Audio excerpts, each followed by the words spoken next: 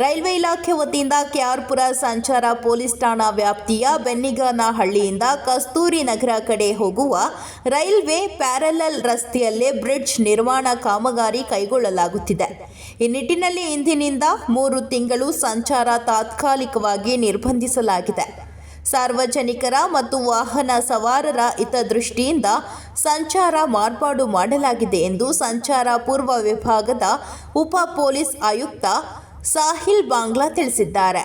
ವಾಹನ ಸಂಚಾರ ನಿರ್ಬಂಧಿಸಿರುವ ರಸ್ತೆ ಬೆನ್ನಿಗಾನಹಳ್ಳಿ ಕಡೆಯಿಂದ ಹಳೆ ಮದ್ರಾಸ್ ರಸ್ತೆಗೆ ಸೇರುವ ಕೋಕೋ ಕೋಲಾ ಗೋರ್ಡನ್ ರಸ್ತೆಯಲ್ಲಿ ಸಂಚರಿಸುವ ಎಲ್ಲ ರೀತಿಯ ವಾಹನಗಳ ಸಂಚಾರವನ್ನು ತಾತ್ಕಾಲಿಕವಾಗಿ ನಿರ್ಬಂಧಿಸಲಾಗಿದೆ.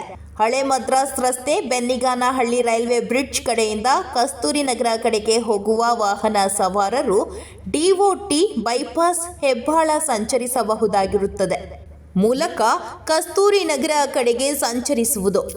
ಕಸ್ತೂರಿ ಕಡೆಯಿಂದ ಹಳೆ ಮದ್ರಾಸ್ ರಸ್ತೆ ಕಡೆಗೆ ಹೋಗುವ ವಾಹನ ಸವಾರರು ಸಂಚರಿಸಬಹುದು. ಸದಾನಂದ ನಗರ ಕಡೆಯಿಂದ ಎನ್ಜಿಇಎಫ್ ಸಿಗ್ನಲ್ ಮೂಲಕ ಹಳೆ ಮದ್ರಾಸ್ ರಸ್ತೆ ಕಡೆಗೆ ಸಂಚರಿಸಬಹುದು. ಸಾರ್ವಜನಿಕರು ಸಹಕರಿಸುವಂತೆ ಪೊಲೀಸ್ ಆಯುಕ್ತ ಸಾಹಿಲ್ ಬಾಂಗ್ಲಾ ಕೋರಿದ್ದಾರೆ. ಇಂದು ಸಂಚಾರ ಸಂಪರ್ಕ ದಿವಸ.